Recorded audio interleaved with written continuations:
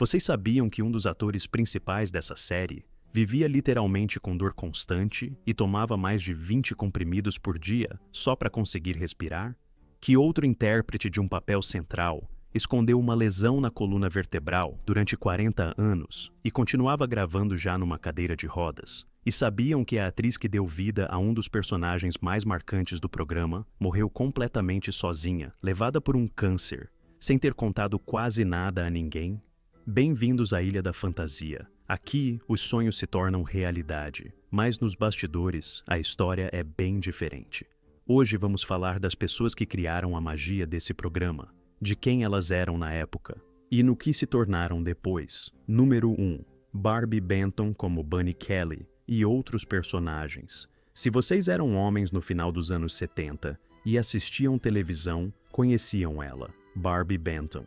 Um sorriso de orelha a orelha, cabelos dourados e um charme que tirava o fôlego. Ela apareceu em A Ilha da Fantasia 8 vezes entre 1978 e 1982, sempre com um personagem diferente. Seu papel mais lembrado foi o de Bunny Kelly, uma operária cheia de energia que participa de uma maratona na ilha para salvar sua fábrica do fechamento. Ela tinha 28 anos na primeira aparição. Seu nome verdadeiro é Barbara Lynn Klein. Nasceu em 28 de janeiro de 1950, em Nova York. O pai era ginecologista e a mãe, consultora financeira. Cresceu em Sacramento, tocava piano, praticava mergulho e sonhava ser veterinária, até perceber que não aguentava ver sangue. Aos 18 anos, foi trabalhar como figurante no programa Playboy After Dark. Hugh Hefner a viu e se apaixonou na hora. Foi assim que Barbara Klein virou Barbie Benton. Por vários anos, ela foi a musa e companheira de Hefner, mas nunca aceitou se casar com ele, apesar de 4 pedidos. Ao mesmo tempo, gravava álbuns de música country. O single Brass Buckles, lançado em 1975, chegou à 5ª posição na parada americana Billboard. Outra música, Ain't That Just the Way, chegou ao número 1 na Suécia e foi regravada por vários artistas europeus. Depois do nascimento do primeiro filho em 1986, Barbie Benton se afastou completamente do mundo do entretenimento. Tinha se casado com o empresário do ramo imobiliário, George Grado, em outubro de 1979, e esse casamento se mostrou muito mais sólido do que todos os romances de Hollywood. O casal tem 2 filhos. A família vive entre Aspen e Los Angeles. A residência deles em Aspen, conhecida como o Palácio de Cobre, foi projetada pelo renomado arquiteto Bart Prince e apareceu num programa da MTV. Em 2026, Barbie Benton tem 76 anos. Não dá entrevistas, não aparece em público. Simplesmente vive, com discrição e, pelo que tudo indica, com felicidade. Uma mulher que poderia ter se tornado uma das grandes estrelas de Hollywood e que escolheu a família. Ao que parece, nunca se arrependeu.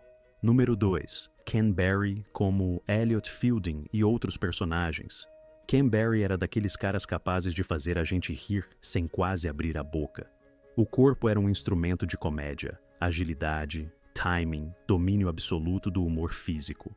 Em A Ilha da Fantasia, apareceu 7 vezes entre 1978 e 1982, e toda vez seus personagens se metiam em situações das quais saíam com dificuldade, mas sempre com um sorriso.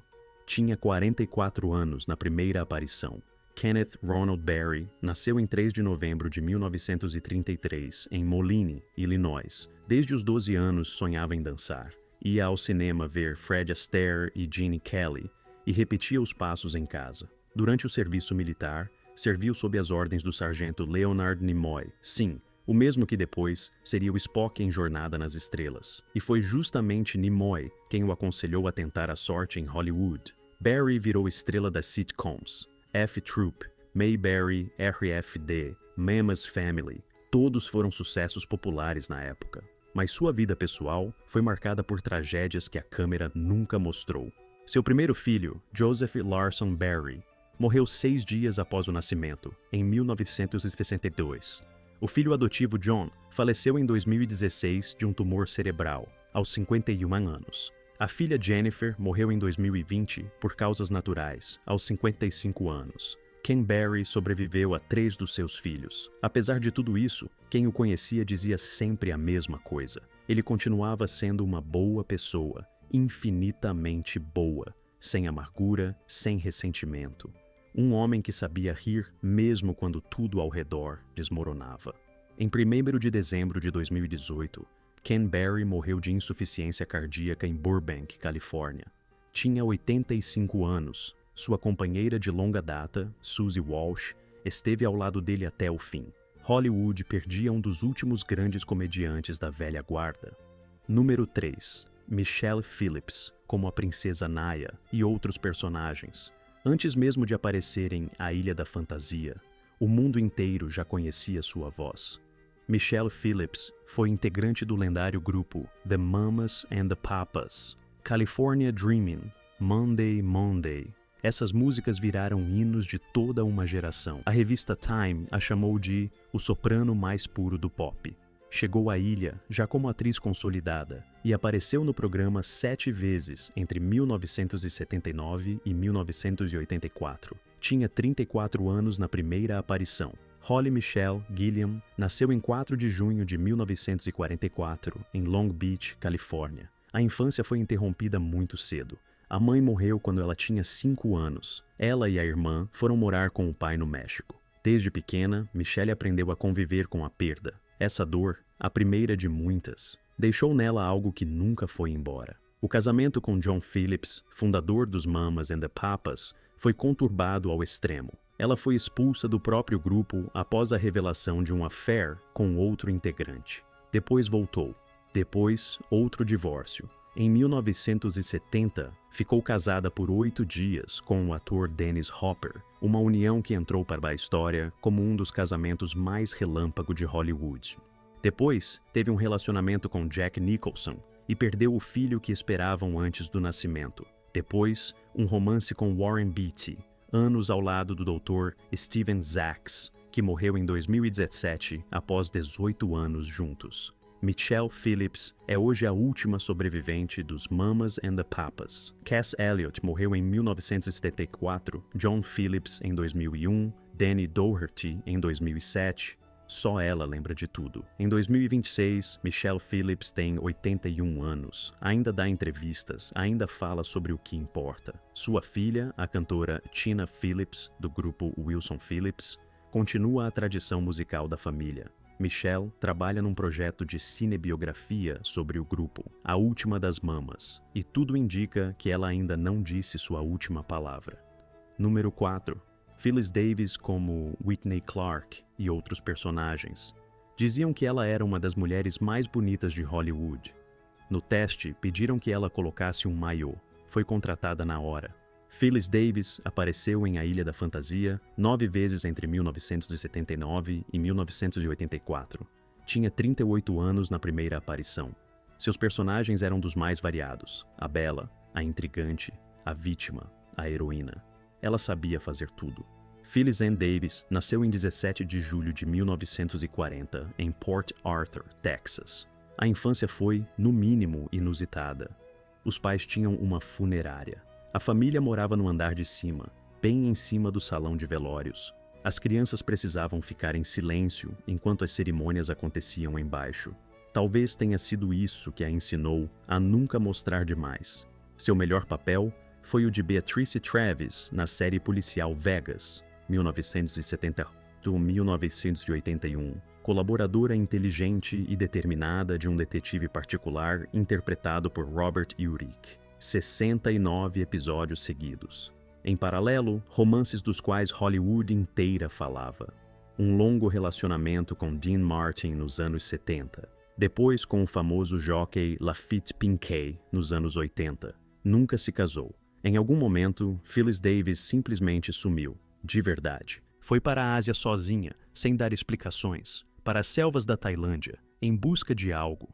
O que exatamente ficou como segredo dela, e então se soube que ela estava doente. Câncer. Não contou quase nada a ninguém. Guardou o diagnóstico em segredo o máximo que pôde.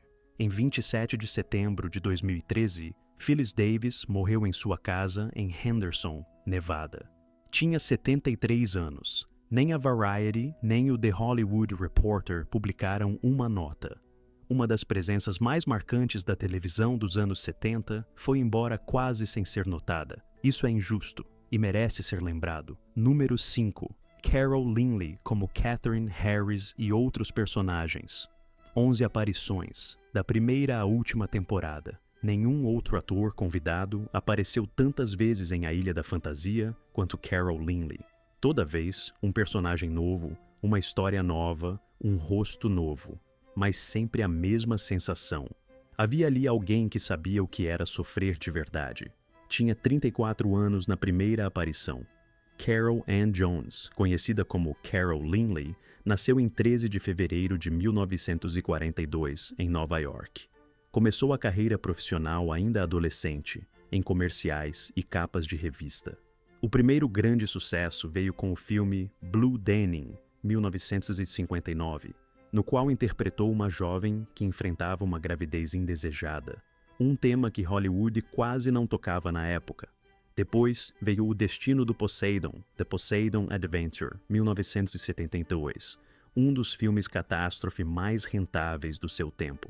Mas por trás dessa tela brilhante havia uma tragédia que poucos conheciam. Carol Linley perdeu a filha. Sylvana Linley Muller morreu em 2013. Foi um golpe do qual a atriz nunca se recuperou de verdade. Dizem que ela passou os últimos anos num isolamento quase total, recolhida em si mesma, refugiada no silêncio. Carol Linley morreu em 16 de setembro de 2019 em sua casa em West Hollywood. Tinha 77 anos. A causa da morte foi insuficiência cardíaca. Sobreviveu a muitos colegas, mas nunca superou de verdade a perda da filha. Ninguém supera de verdade. Número 6. Mary Ann Mobley como Ellie Drake e outros personagens. Ela tinha sido eleita Miss America em 1959. A primeira representante do Mississippi a ganhar o título em toda a história do concurso. Em A Ilha da Fantasia, Mary Ann Mobley apareceu 8 vezes, de 1978 a 1984. Tinha 40 anos na primeira aparição. Seus personagens sempre traziam algo de acolhedor, uma ingenuidade, uma esperança, a vontade de acreditar no melhor. Não era atuação, era ela mesma. Mary Ann Mobley nasceu em 17 de fevereiro de 1937 em Brandon, Mississippi. O título de Miss América lhe abriu portas, e ela as atravessou com um sorriso que ninguém esquecia. Elvis Presley a escolheu para 2 dos seus filmes, Girl Happy, 1965, e Harlem Scarum, 1965. Em 1967, Mary Ann se casou com o ator e apresentador de televisão Gary Collins, e esse casamento durou mais de 40 anos. Tornou-se uma filantropa reconhecida. Filmou documentários sobre crianças no Camboja, na Etiópia e na Somália. Lutou pelos direitos das pessoas com deficiência. Uma estrela de Hollywood que ia às zonas de crise. Não é qualquer um que faz isso. Mas por trás dessa luz, as doenças. Ela sofria da doença de Crohn. E em 2009 veio o diagnóstico. Câncer de mama em estágio avançado. Não se escondeu. Falou publicamente, apoiou outras mulheres. O tratamento foi pesado. O câncer voltou. Em 9 de dezembro de 2014, Mary Ann Mobley morreu em Beverly Hills. Tinha 77 anos. O marido havia morrido antes dela, em 2012. Uma mulher que sabia sorrir, mesmo quando isso lhe custava um esforço enorme. Uma das pessoas mais dignas que já pisaram nessa ilha. Número 7. Dennis Cole como o Sr. Sherwood e outros personagens chamavam ele de o galã de Hollywood. E não era por acaso. Dennis Cole apareceu em A Ilha da Fantasia 9 vezes, de 1978 a 1984. Tinha 37 anos na primeira aparição. Alto, atlético, carismático. Mas a vida nos bastidores era bem menos romântica. Dennis Lee Cole nasceu em 19 de julho de 1940 em Detroit, Michigan. A família era desestruturada, os 2 pais eram alcoólatras e o pai acabou tirando a própria vida. Dennis cresceu num ambiente de muita dor e aprendeu a sobreviver. Mudou para Los Angeles no início dos anos 60, trabalhou como modelo e dublê antes de conseguir espaço na televisão. O primeiro grande sucesso foi a série policial Felony Squad, 1966-1969. Depois, vieram Os Anjos de Charlie, Charlie's Angels, cujas gravações o aproximaram de Jacqueline Smith. Eles se casaram em 1978. Divorciaram-se em 1981. Em dezembro de 1991, aconteceu o irreparável. Seu único filho, Joe, músico e roadie da banda de rock Black Flag, foi assassinado durante um assalto à mão armada no bairro de Venice, em Los Angeles. Tinha 30 anos. O crime nunca foi solucionado. Após a morte de Joe, Dennis Cole virou ativista. Recusou papéis que glorificassem a violência. Falou publicamente contra a cultura da brutalidade nas telas. Ajudou famílias de vítimas de crimes. Era a forma que ele encontrou de continuar vivendo. Em 15 de novembro de 2009, Dennis Cole morreu num hospital em Fort Lauderdale, Flórida, de insuficiência renal. Tinha 69 anos, uma vida marcada por muita dor e por igual dignidade. Número 8. Wendy Shaw como Julie. Ela chegou à ilha em 1981. Jovem, aberta, cheia de vida. Wendy Shaw interpretou Julie, a assistente do Sr. Rourke, de quem mais tarde se descobriu que era sua afilhada. Em uma única temporada, participou de 24 episódios. Tinha 26 anos na época. Wendy Shaw nasceu em 2 de julho de 1954 em Chicago. O pai, o ator Richard Shaw, conhecido pelo The Mary Tyler Moore Show, e a madrasta por alguns anos, Valerie Harper, estrela da série Roda, a criaram num lar totalmente ligado ao mundo do entretenimento. Wendy absorveu tudo isso desde criança. A Ilha da Fantasia lhe deu o que nenhum trabalho anterior tinha dado: peso de verdade na tela. Depois disso, ela se tornou presença constante nos filmes do diretor Joe Dante. Dentro do Corpo, Inner Space, 1987, Os Vizinhos, The Burbs, 1989, Pequenos Guerreiros, Small Soldiers, 1998, Wendy Shaw está em todos eles. Viva, engraçada, genuína. Apareceu em Friends em Jornada nas Estrelas, Voyager em A Hora do Crime, papéis secundários, mas impossíveis de esquecer. Então, em 2005, chegou o que mudaria sua carreira para sempre. Ela se tornou a voz de Francine Smith na série animada American Dad. Mais de 350 episódios. A série continua até hoje. Wendy Shaw é uma das poucas atrizes de A Ilha da Fantasia cuja carreira não só continuou, mas alcançou um novo pico décadas depois. Em 2026, ela tem 71 anos, está ativa, trabalha e, pelo que tudo indica, se diverte muito, dando vida toda semana a Francine Smith para milhões de espectadores ao redor do mundo. Uma história com final feliz, uma das poucas nessa lista. Número 9. Stuart Whitman como Rex Reinhard e outros personagens. O rosto dele todos os fãs de faroeste e filmes de ação conheciam. Stuart Whitman era daqueles atores capazes de preencher a tela só com a presença. Em A Ilha da Fantasia, apareceu 7 vezes, de 1978 a 1984, sempre encarnando homens viris e complexos. Tinha 49 anos na primeira aparição. Stuart Miles Whitman nasceu em 1º de fevereiro de 1928 em São Francisco. Durante a Segunda Guerra Mundial, serviu no Corpo de Engenheiros do Exército Americano. O Exército, dizia ele mais tarde, lhe forjou a disciplina e a capacidade de se manter firme sob qualquer pressão. Em 1962, foi indicado ao Oscar pelo papel no filme britânico The Mark, 1961, no qual interpretava um homem que luta contra seus próprios demônios e tenta recomeçar a vida. Era um papel corajoso para a época, e Hollywood inteira percebeu. Não levou a estatueta, mas ganhou algo mais valioso: a reputação de um ator que não fugia de papéis difíceis. Nos anos 80, sua carreira desacelerou. Participou de produções de baixo orçamento. Fez aparições esporádicas na televisão. Dizem que em algum momento enfrentou sérias dificuldades financeiras. Vários casamentos, vida pessoal complicada, tudo isso ficava fora das câmeras. Nunca reclamou em público. Em 16 de março de 2009, Stuart Whitman morreu em sua casa em Montecito, Califórnia. Tinha 81 anos. A causa da morte foi um câncer. Mais uma voz da ilha se apagava, naquele mesmo e trágico 2009. Número 10. George Maharis como o professor Alan Blair e outros personagens. O nome de George Maharis hoje poucos conhecem, mas no começo dos anos 60 ele era uma estrela de primeira grandeza. Em A Ilha da Fantasia, apareceu 6 vezes, de 1978 a 1982, em papéis de homens inteligentes, levemente enigmáticos. Tinha 49 anos na primeira aparição. George Maharis nasceu em 1º de fevereiro de 1928, em Ogdensburg, Nova York. Seu momento de glória coincidiu com a série Rota 66, Route 66, 1960-1963, na qual teve um dos papéis centrais. A série era revolucionária para a época, gravada nas estradas reais dos Estados Unidos. Tornou-se um hino à liberdade e à busca de si mesmo. George Maharis era um dos rostos dessa liberdade. Depois vieram a Broadway, o teatro, tentativas na música. Em 1965, lançou alguns discos. Tinha voz. Mas a carreira musical não emplacou como ele queria. Voltou para a tela em participações especiais, em projetos menores, em A Ilha da Fantasia. Em algum momento, George Maharis desapareceu quase completamente da vida pública.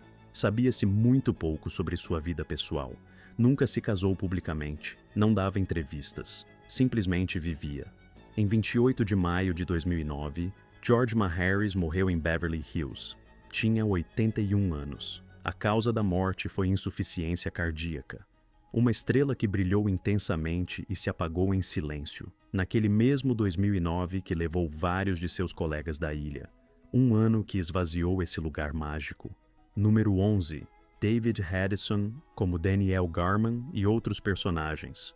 A carreira dele foi tão longa que parecia não ter fim. David Hedison apareceu em A Ilha da Fantasia 6 vezes, de 1978 a 1984. Tinha 49 anos na primeira aparição. Seus personagens sempre traziam algo de clássico: elegância, contenção, a arte de usar um smoking como se tivesse nascido com ele vestido. David Hedison, cujo nome verdadeiro era Albert David Heditzian, nasceu em 20 de maio de 1928 em Providence, Rhode Island. Era de origem armênia e se orgulhou disso a vida toda. O primeiro grande sucesso veio com o filme de ficção científica A Mosca, The Fly, 1958, muito antes de Jeff Goldblum reinventar esse personagem. Hedison interpretava um cientista que se transforma em inseto. Uma cena impossível de esquecer, mas o trabalho mais importante de sua vida foi a série Viagem ao Fundo do Mar, Voyage to the Bottom of the Sea, 1964-1968, na qual interpretava o comandante Lee Crane. 4 temporadas, mais de 110 episódios. Era o rosto do programa. Milhões de crianças ao redor do mundo o assistiam toda semana. Teve a honra rara de interpretar Felix Leiter em 2 filmes de James Bond. Você Só Vive Duas Vezes, 1977, e License to Kill. 007 contra Sanchez, 1989. 2 Bonds, 2 décadas, e entre eles A Ilha da Fantasia. Tem que admitir, foi uma vida bem interessante. Em 27 de janeiro de 2019, David Hedison morreu em Los Angeles. Tinha 92 anos. Até o fim manteve toda a lucidez. Dava entrevistas raras e lembrava do passado com carinho. Uma vida longa, uma vida digna. Cada vez há menos assim. Número 12. Christopher Hewitt, como Lawrence. Quando Hervé Villechaize deixou a ilha, os produtores enfrentaram um desafio e tanto. Quem poderia ocupar aquele espaço ao lado de Ricardo Montalban? Escolheram Christopher Hewitt, e foi uma escolha completamente diferente. Nada de grito da torre de vigia, nada de kart em disparada. Hewitt interpretou Lawrence, um mordomo refinado e comedido que tocava a campainha em vez de subir no mirante. Nas 2 últimas temporadas, participou de 22 episódios. Tinha 62 anos quando chegou ao programa. Christopher George Hewitt nasceu em 5 de abril de 1921, em Worthing, Sussex, Inglaterra. Estreou no palco aos 7 anos, numa produção Dubliner de Sonho de uma Noite de Verão. Aos 16, se alistou na Real Força Aérea. Aos 18, foi dispensado e imediatamente entrou para o repertório teatral de Oxford, onde em 2 anos interpretou 104 papéis, sob os bombardeios do Blitz alemão, trabalhando ao mesmo tempo como vigia durante os ataques aéreos. Um ator sob as bombas, no sentido mais literal. Em Hollywood, encontrou o papel da vida.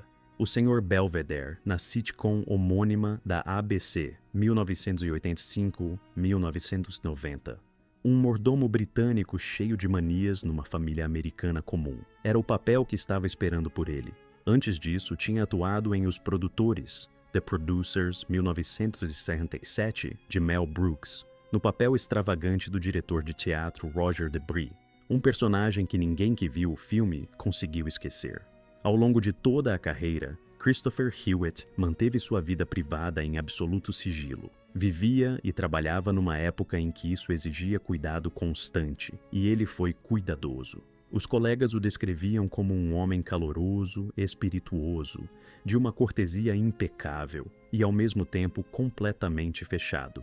Em 3 de agosto de 2001, Christopher Hewitt morreu em sua casa em Los Angeles em decorrência de complicações do diabetes. Tinha 80 anos. Um ator que percorreu o caminho dos palcos de Dublin sob as bombas alemãs até as telas da América. Uma vida longa e rica, exatamente como deveria ser.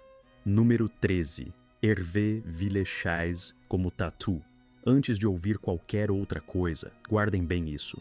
Esse homem era um artista de verdade. Aos 18 anos, se tornou o autor mais jovem a ter obras expostas no Museu de Arte Moderna da cidade de Paris. 18 anos! E o mundo só o lembra como aquele que gritava: "O avião! O avião!" Hervé Jean-Pierre Villechaize nasceu em 23 de abril de 1943, no Paris ocupado pelos nazistas. Tinha 33 anos quando apareceu pela primeira vez em A Ilha da Fantasia, em 1977. O pai, cirurgião e membro da resistência francesa, percebeu cedo que algo não ia bem com o filho mais novo. Aos 3 anos, o menino recebeu um diagnóstico: alteração na função da tireoide. O crescimento parou. Na fase adulta, Hervé media 1,19 m. Na escola, foi alvo de bullying cruel. Encontrou refúgio na pintura. Aos 16, entrou na Escola de Belas Artes. Aos 18, o museu. Não é figura de linguagem, é fato. Em 1964, seguindo o conselho do pai, foi para Nova York. Aprendeu inglês assistindo televisão. Trabalhou em teatro, no cinema, na fotografia. Morou no carro porque não tinha dinheiro para pagar aluguel. Sobreviveu com bicos, inclusive como ajudante de dedetizador, perto de onde morava, no sul de Los Angeles. A virada veio em 1974. O papel do vilão Nick Nack no filme de James Bond, O Homem com a Pistola de Ouro. Christopher Lee dizia que as gravações daquele filme foram, talvez, a época mais feliz da vida de Hervé. E depois, A Ilha da Fantasia. Tatu. Aquele grito da torre, aquele sorriso, mas nos bastidores tudo desmoronava. Hervé bebia, brigava com colegas. Em 1983, foi demitido após um conflito com os produtores. Exigia que seu salário fosse equiparado ao de Montalban. Perdeu mais de $1 milhão, e o emprego, e a luz nos olhos. Os órgãos internos de Hervé eram de tamanho normal para um adulto. O corpo, não. Com os anos, a pressão ia se tornando mais insuportável. Tomava mais de 20 comprimidos por dia. Dormia de joelhos. Era a única posição em que conseguia respirar. Em 1992, quase morreu de pneumonia. Em 4 de setembro de 1993, de madrugada, Hervé Villechaize saiu para o quintal da sua casa em North Hollywood. Apertou o botão de um gravador de voz e deixou uma última mensagem para sua amiga Cathy Self. Depois, atirou em si mesmo. Tinha 50 anos. Cathy o encontrou ainda com vida. Ele conseguiu dizer: "Estou morrendo." Às 15h40, os médicos constataram o óbito. Suas cinzas foram espalhadas no Oceano Pacífico, perto do Cabo Fermim. Ricardo Montalban disse na época: "Eu considerava a contribuição dele para A Ilha da Fantasia uma das chaves do enorme sucesso que o programa fez.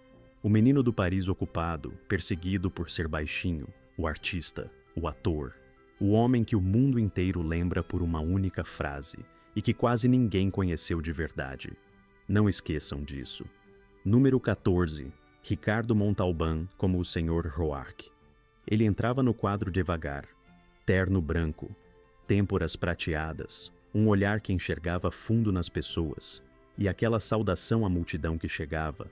Sorriam, sorriam. O Sr. Rourke, o dono da ilha. Talvez imortal. Talvez algo mais do que um simples ser humano. Ricardo Gonzalo.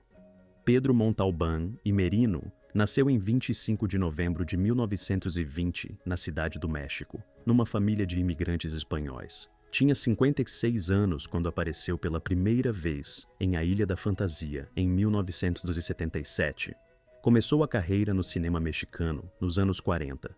Depois, assinou contrato com a MGM e se tornou um dos primeiros atores latino-americanos a construir uma carreira estelar de verdade em Hollywood, sem abrir mão das suas origens. O jeito como Hollywood retratava os mexicanos o irritava profundamente. Em 1970, cofundou a organização Nós Outros, Nós, uma associação que lutava por uma representação justa dos latino-americanos no cinema e na televisão. Foi seu primeiro presidente. Em 2004, o histórico Teatro Doolittle de Hollywood foi rebatizado em sua homenagem, tornando-se o primeiro grande teatro dos Estados Unidos a levar o nome de um ator latino-americano. Milhões de pessoas o lembram como o vilão Khan em Jornada nas Estrelas, tanto na série original de 1967 quanto no filme A Ira de Khan, 1982, e como o garoto propaganda dos carros Chrysler Cordoba com seu famoso couro coríntio rico. Mas o próprio Montalbán dizia que o papel do Sr. Rourke era especial para ele. Aquele senhor misterioso da ilha que enxergava as pessoas até o fundo e ainda assim lhes dava uma chance. Sua vida pessoal foi um exemplo de fidelidade.